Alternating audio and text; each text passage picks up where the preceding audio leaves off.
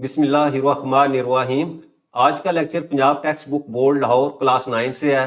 Lecture शुरू करने से पहले गुजारिश है कि वीडियो को लाइक करें और मेरे चैनल को सब्सक्राइब करें ताकि हर आने वाला लेक्चर आप तक पहुंच सके। ये लेक्चर यूनिट 7 कोऑर्डिनेट ज्योमेट्री से है। Exercise 7.2 question number 10, convert each of the following equations into slope intercept form, to intercept form and normal form. यानी तीन पार्ट्स इसके दिए हुए हैं। इन तीनों पार्ट्स में क्या करना है आपने, ये जो इक्वेशन हमने दी हुई है इसको आपने ये तीन मुख्तलिफ जो है वो फॉर्म्स के अंदर जो है कन्वर्ट करना है। तो सबसे पहले हमारे पास फॉर्म है वो है जी slope intercept form. Slope intercept form. अच्छा, अब देखिए स्लोप इंटरसेप्ट फॉर्म, उसकी जो स्टैंडर्ड जो है वो इक्वेशन है वो है y is equal to mx plus C. अच्छा, अब जब इसको देखें तो इसमें क्या है कि आपके पास y जो है वो एक साइड पे y होना चाहिए और बाकी सब कुछ जो है वो दूसरी साइड पे होना चाहिए। और दूसरी साइड पे सब कुछ से मुराद ये है कि x वाली वैल्यू जो आपने कंबाइन कर देनी है और जो कांस्टेंट नंबर है उसको सेपरेट कर देना है। तो इस फॉर्मेट के ऊपर लेके आएंगे तो वो आपकी क्या हो जाएगी, वो स्लो इंटरसेप्ट फॉर्म बन जाएगी। तो इक्वेशन मैं लिखता हूँ वो मेरे पास है जी 2x minus 4y plus 11 that is equal to 0। तो अब मैं y वाली वैल्यू इधर ही रखता हूँ और बाकी जो वैल्यूज हैं वो दूसरी तरफ ले जाता हूँ, ठीक है। या दूसरी सूरत में क्या होता है कि ये जो y वाली वैल्यूज हैं इसको मैं दूसरी तरफ ले जाता हूँ, बाकी वैल्यू मैं इधर रखता हूँ। तो ये हमारे पास आ जाएगा जी 2x plus 11 that is equal to 4y। अब देखो यहाँ y के साथ जो है कोफिशिएंट में भी कुछ नहीं होना चाहिए, तो इसका मतलब क्या करेंगे, ये 4 जो है इसे हम दोनों तरफ जो है वो 4 से डिवाइड कर देते हैं। तो ये हमारे पास आ जाएगा जी 2x प्लस 11। इस साइड पे भी मैं 4 से डिवाइड कर देता हूँ और इधर भी मैं 4y को 4 से डिवाइड कर देता हूँ। तो ये 4 से कैंसिल हो जाएगा और इधर ये दोनों वैल्यू जो है दोनों को सेपरेट जो है मैं 4 के ऊपर डिवाइड कर देता हूँ। 2x को भी किया और इसी तरह 11 को भी जो है वो 4 पे डिवाइड कर दिया और इसी तरह इधर मेरे पास सिर्फ y की वैल्यू रह गई। अच्छा, अब इसको अगर मैं फर्दर करूं तो ये मेरे पास आ जाएगा जी 2 1 ज़ा 2 और 2 2 ज़ा 4। तो ये हो जाएगा जी आपके पास 1/2x plus 11/4 is equal to y। और इसको अगर मैं तरतीब से लिखूं तो ये हो जाएगा जी y is equal to 1/2x plus 11/4। अच्छा, अब देखो इसको मैं जब कंपेयर करता हूँ, ये जो स्टैंडर्ड हमारे पास स्लोप इंटरसेप्ट फॉर्म है तो वहाँ हमारे पास m की वैल्यू यहाँ मैं साथ लिख देता हूँ। m की जगह हमारे पास क्या आ गया, वेयर m जो है वो डेट इज इक्वल टू 1/2 के इक्वल है और जो आपका जो है वो y इंटरसेप्ट है c की वैल्यू 11/4 के। तो ये हमारे पास जो है वो रिक्वायर्ड जो है वो स्लोप इंटरसेप्ट फॉर्म आ गई। नेक्स्ट हमने इसी इक्वेशन को जो है वो टू इंटरसेप्ट फॉर्म के अंदर कन्वर्ट करना है। तो मैं यहाँ लिखता हूँ टू इंटरसेप्ट फॉर्म। अब टू इंटरसेप्ट फॉर्म की जो स्टैंडर्ड हमारे पास इक्वेशन वो ये होती है कि x over a plus y over b that is equal to 1। अच्छा, अब देखो इसमें क्या होता है कि आपके पास एक साइड के ऊपर 1 आना चाहिए और बाकी जो आपकी जो है वो फॉर्मेट इस तरह होगा कि x के नीचे आपने डिनोमिनेटर के अंदर और इसी तरह y के डिनोमिनेटर के अंदर जो है वो जो भी नंबर होगा वो लिखना है आपने। तो मैं यहाँ लिखता हूँ, हमारे पास जो इक्वेशन दी हुई है वो है जी 2x minus 4y plus 11 is equal to 0। तो सबसे पहले मैं क्या करता हूँ, ये प्लस 11 को इसको राइट साइड के ऊपर ले जाता हूँ। तो ये हो जाएगा जी 2x minus 4y is equal to minus 11। अब माइनस 11 है तो इस साइड पे हमें क्या चाहिए, हमें 1 चाहिए। तो 1 के लिए मैं क्या करता हूँ, मैं माइनस 11 से जो है वो दोनों तरफ डिवाइड कर देता हूँ। तो यहाँ मैं लिख देता हूँ divide both sides by minus 11। तो ये हो जाएगा जी हमारे पास 2x minus 4y, left side के ऊपर भी मैंने माइनस 11 से डिवाइड कर दिया और इसी तरह माइनस 11 को माइनस 11 से डिवाइड कर।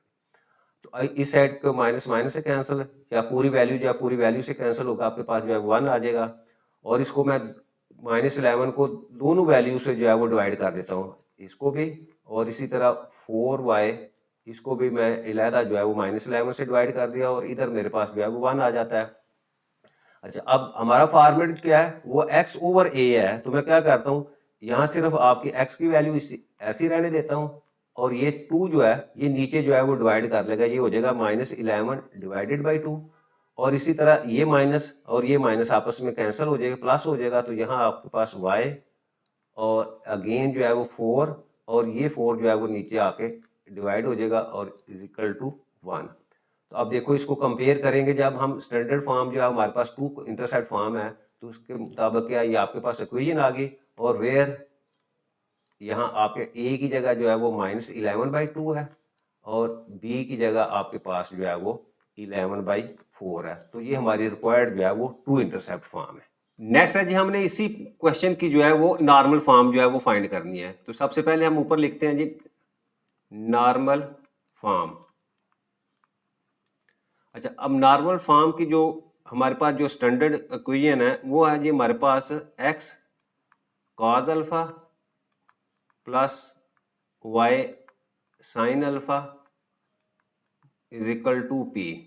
अच्छा, क्वेश्चन शुरू करने से पहले एक दो चीजें पहले हम उसको डिस्कस कर लें। अब देखिए ये जो फॉर्म है हमारे पास नॉर्मल फॉर्म, इसमें हमने सबसे पहले जो है वो p की वैल्यू फाइंड करनी है और p की वैल्यू जो है वो हमेशा जो है वो पॉजिटिव होनी चाहिए। नंबर 2, आपके पास ये अल्फा दिया हुआ है, साइन अल्फा और काज अल्फा, यहाँ हमने एंगल की वैल्यू भी फाइंड करनी है और वो भी क्या होनी चाहिए, वो पॉजिटिव होनी चाहिए। और एंगल पॉजिटिव कब होता है, जब आप एंगल जो है वो पॉजिटिव एक्स एक्सिस से काउंटर क्लॉकवाइज, ठीक है, यानी आप अगर फर्ज करो मैं कहूँ जी ये आपके पास एक्स एक्सिस है तो आपका इस सिमत में अगर जो एंगल जो होता है वो आपका पॉजिटिव होता है, और अगर जो है वो अगर क्लॉकवाइज हो तो वो आपका एंगल जो है वो नेगेटिव होता है। एक दो स्टेप्स हमारे पास होंगे जिनको हमने फॉलो करना है और ये आपके पास जो है वो नॉर्मल फॉर्म आ जाएगी। ठीक है, अब देखो यहाँ x दिया हुआ है आपके फॉर्म के अंदर, तो x तो ऑलरेडी मौजूद है यहाँ, इसी तरह y भी आपके पास मौजूद है। सिर्फ और सब हमारे पास जो मेन चीज़ है वो हमने p की वैल्यू फाइंड करनी है और अल्फा की वैल्यू, और दोनों जो है वो पॉजिटिव होनी चाहिए। तो सबसे पहले जो है वो मैं कोई ये लिखता हूँ, वो है जी मेरे पास 2x minus 4y plus 11 is equal to 0।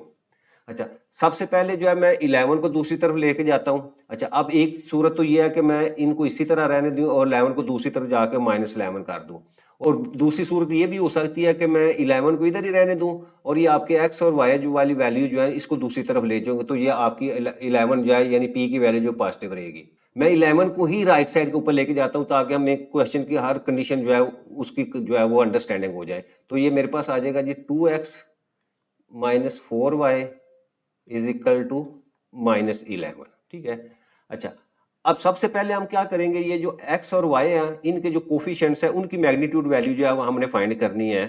तो वो मैं लिखता हूँ यहाँ हमारे पास जो है वो हो जाएगा x का कोफिशिएंट वो क्या है हमारे पास 2 है, तो मैं यहाँ लिखूंगा जी 2 का स्क्वायर, और उसके बाद y का जो कोफिशिएंट है वो -4 है, तो -4 इसका स्क्वायर, और इसकी जो है वो मैं स्क्वायर रूट लेता हूँ, और स्क्वायर रूट क्योंकि प्लस माइनस में आता है तो मैं साथ प्लस माइनस वैल्यू जो है लिख लेता हूँ।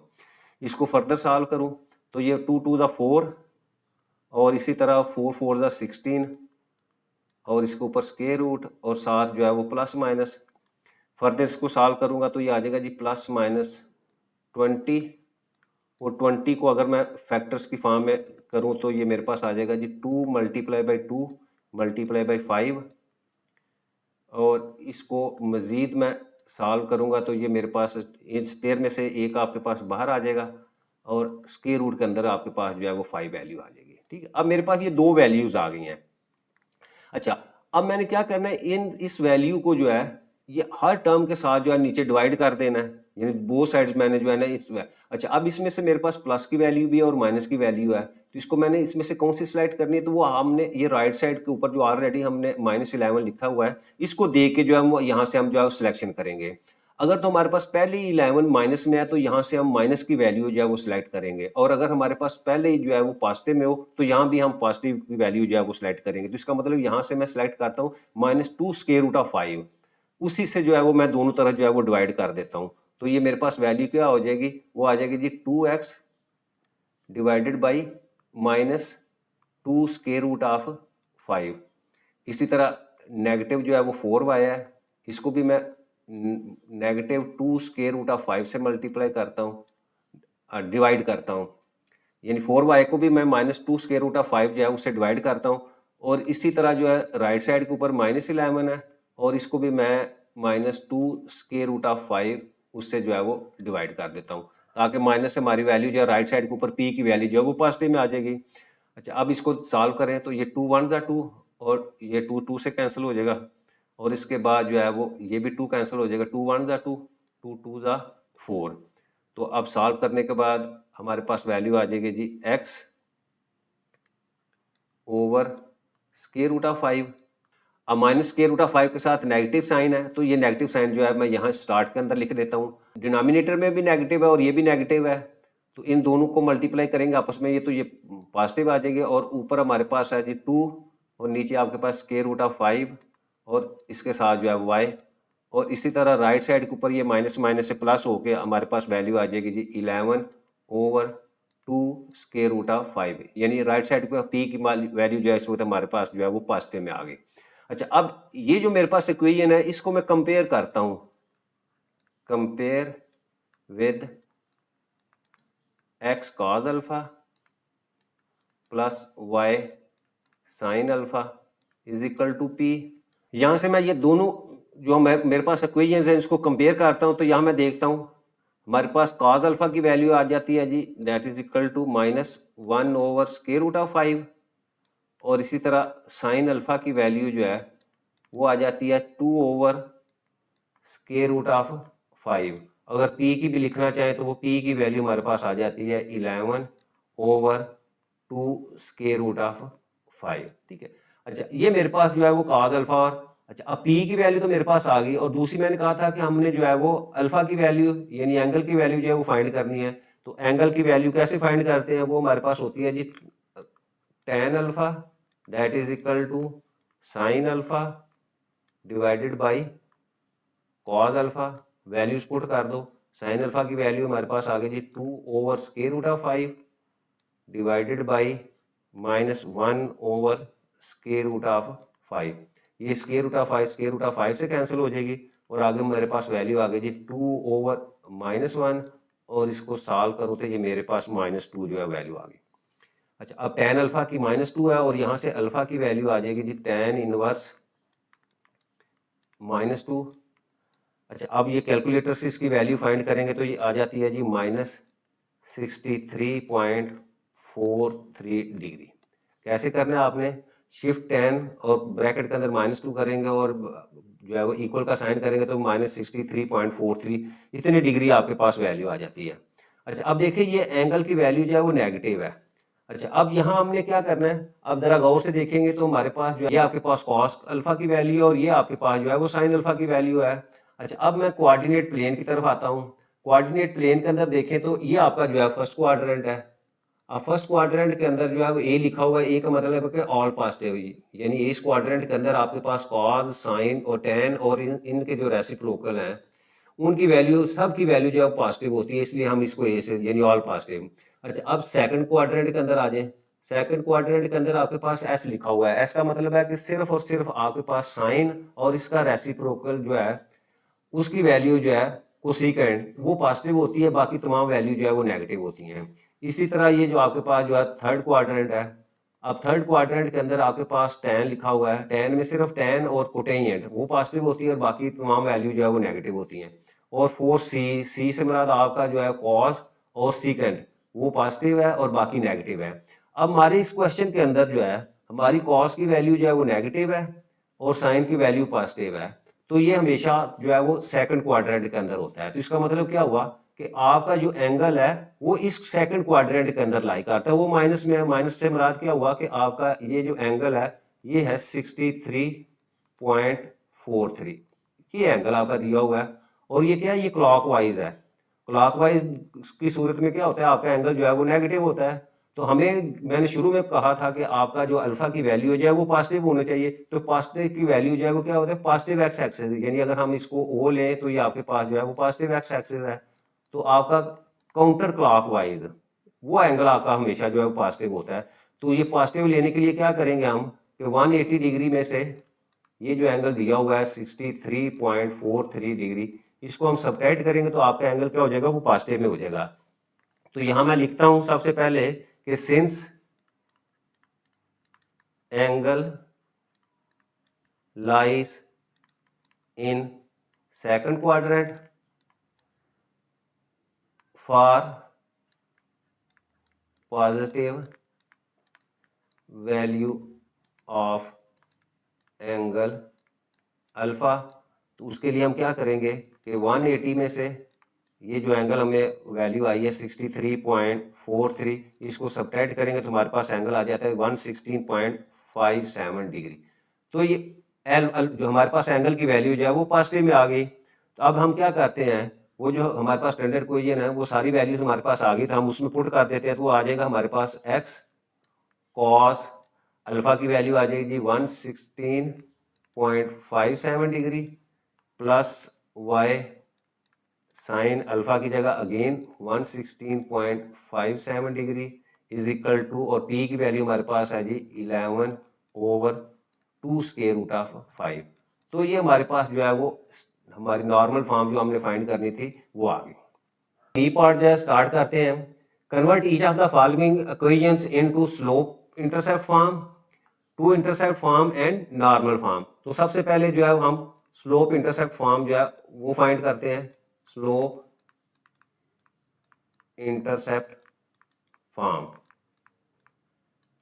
अच्छा, अब स्लोप इंटरसेप्ट फॉर्म की जो स्टैंडर्ड हमारे पास इक्वेशन है वो है जी y is equal to m x plus c, यानी y एक साइड पे होना चाहिए और आपका कांस्टेंट जो है वो भी x से आपने सेपरेट कर देना है। तो मैं इक्वेशन लिखता हूँ, वो मेरे पास है जी 4x plus 7y minus 2 is equal to 0। तो 7y को मैं इधर ही रहने देता हूँ और बाकी वैल्यू जो है वो मैं राइट साइड के ऊपर ले जाऊंगा, तो ये -4x और +2 आ जाएगा।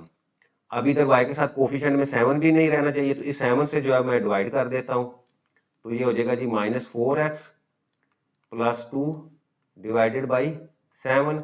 अब 7 को मैं जो है वो दोनों टर्म के साथ डिवाइड करता हूँ, तो ये हो जाएगा जी 4/7x प्लस 2/7, और इधर आपके पास जो है वो y आ जाएगा, और यही आपकी जो है वो स्टैंडर्ड जो है वो इंटरसेप्ट फॉर्म है। तो यहाँ देखें, इसको कंपेयर करेंगे जब आप इस इक्वेशन के साथ, तो यहाँ हमारे पास जो है m की जगह वो -4/7 आ गया, और इसी तरह c की जगह आपके पास जो है वो 2/7 है।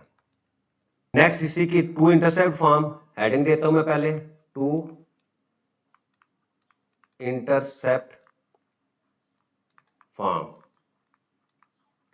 अच्छा, अब टू इंटरसेप्ट फॉर्म जो है उसकी स्टैंडर्ड इक्वेशन वो होती है जी x/a plus y/b is equal to 1, यानी एक साइड के ऊपर आपके पास 1 होना चाहिए और बाकी आपके पास जो है इस फॉर्मेट के अंदर जो है। तो इक्वेशन लिखता हूँ, वो हमारे पास है जी 4x plus 7y minus 2 is equal to 0। तो सबसे पहले ये -2 इसको राइट साइड के ऊपर ले जाता हूँ, ये हो जाएगा जी 4x plus 7y is equal to 2।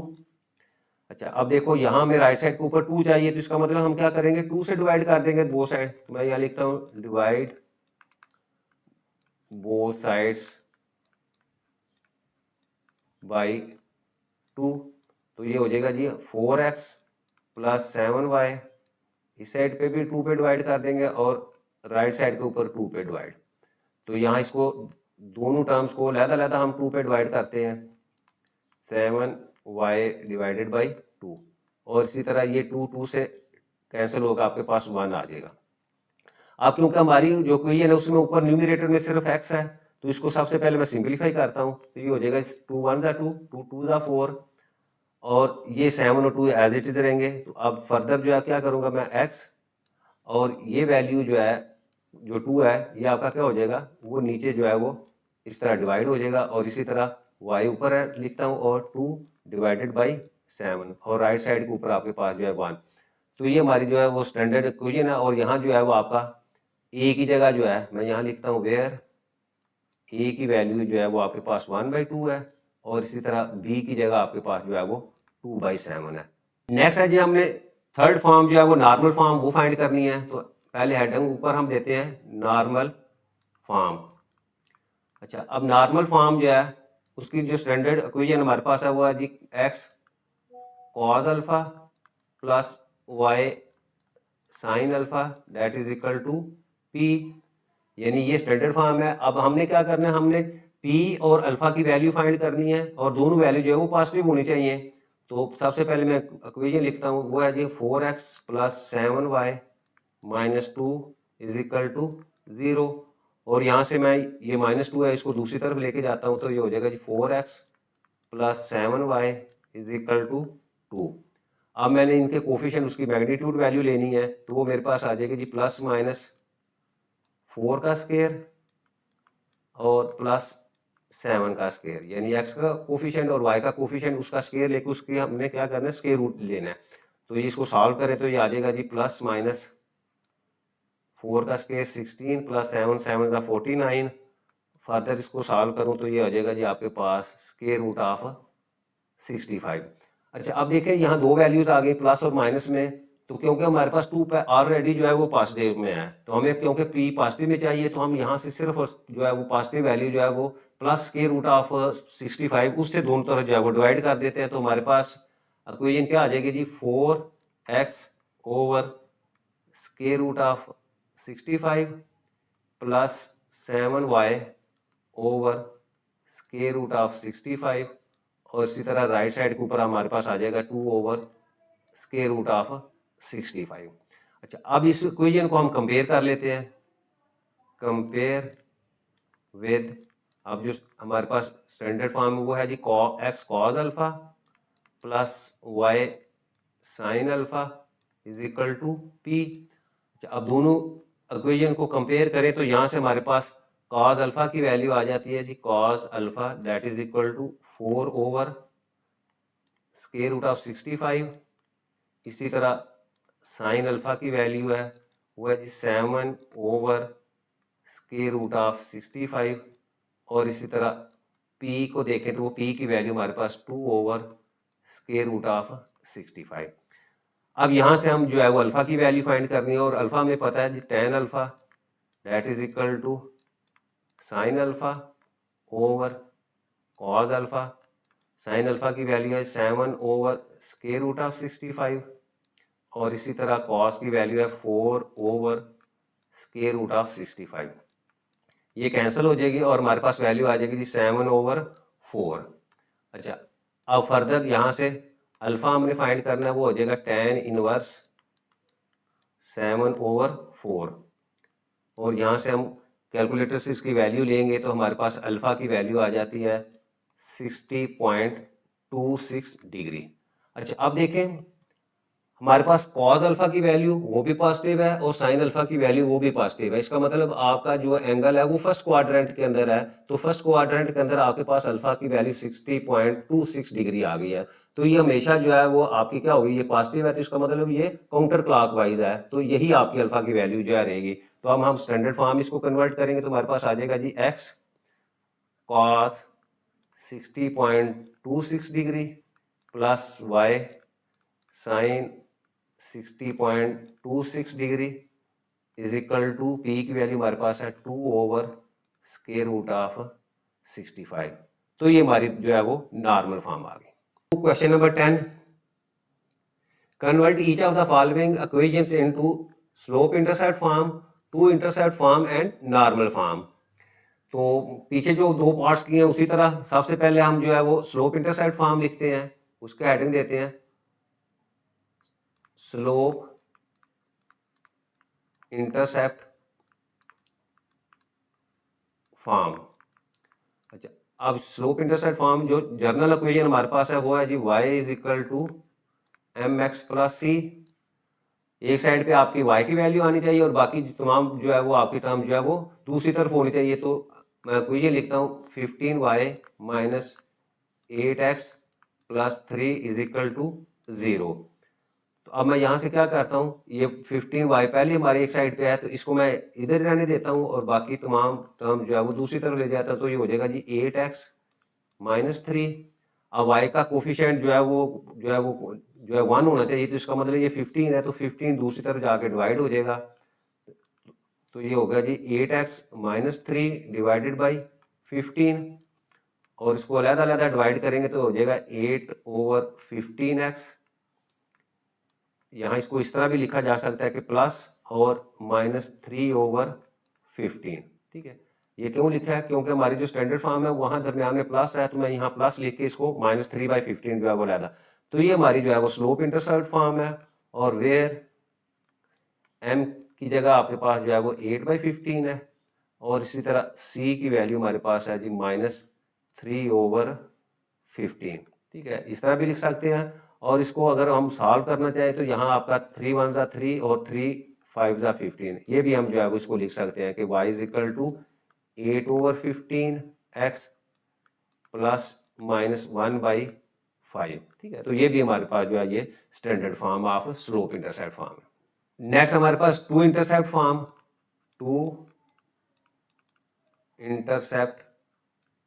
Form. अब इसकी स्टैंडर्ड इक्वेशन होती है जी x/a प्लस y/b = 1। इस फॉर्मेट के अंदर हम लेके आएंगे, तो पहले मैं इक्वेशन लिखता हूँ 15y - 8x प्लस 3 = 0। तो 3 को दूसरी तरफ लेके जाते हैं, तो ये हो जाएगा जी 15y - 8x = -3। अब इस साइड पे हमें जो है वो 1 चाहिए, तो 1 के लिए हम -3 से डिवाइड कर देते हैं दोनों तरफ। तो यहाँ लिखते हैं डिवाइड बोथ साइड्स बाय -3, यानी हर टर्म को हम जो है -3 से डिवाइड करेंगे, तो ये हो जाएगा जी 15y divided by -3 -8x divided by -3, और इसी तरह राइट साइड के ऊपर -3 डिवाइडेड बाई -3। अच्छा, अब इसको फर्दर सॉल्व करेंगे तो ये हमारे पास आ जाएगा जी, इसको जो सिंप्लीफाई हो सकता है उसको सिंप्लीफाई करते हैं। तो ये मेरे पास है जी 3 1 3 और 3 5 15।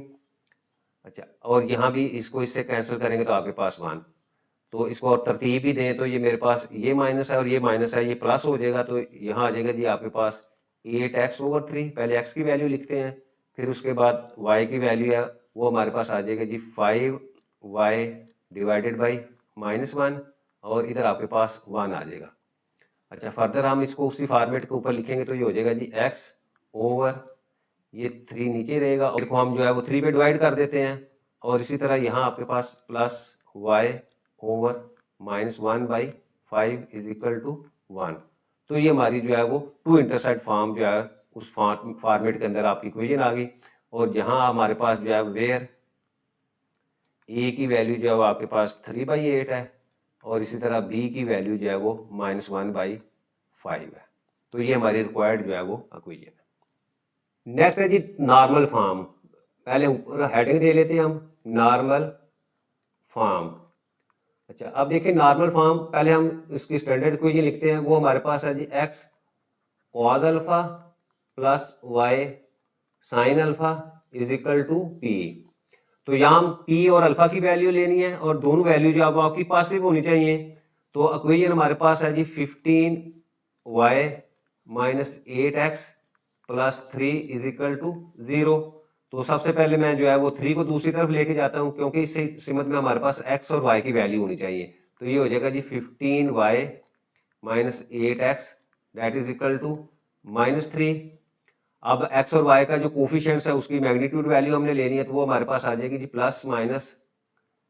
अब देखो x का जो है वो -8 है, तो -8 का स्क्वायर और प्लस 15 का स्क्वायर,